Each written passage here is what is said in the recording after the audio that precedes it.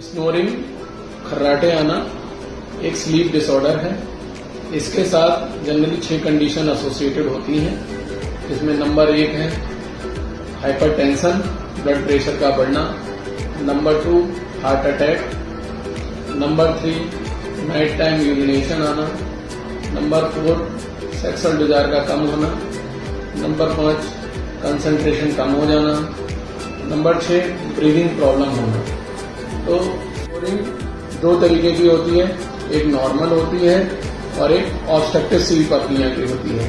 तो हम कैसे स्नोरिंग को प्रिवेंट कर सकते हैं? तो उसके लिए जनरली कुछ लाइफस्टाइल मॉडिफिकेशन करके, जैसे वजन कम करना, तली भुनी चीज ना खाना और रात के समय करवट करके सोना, ये कुछ ऐसे प्रिवेंटिव मेजर्स हैं जिससे हम अपनी स्नोरिंग कम कर सकते हैं। अगर उसके बाद भी आराम न मिले तो अपने नियरेस्ट ENT सर्जन से सलाह लें। Thank you.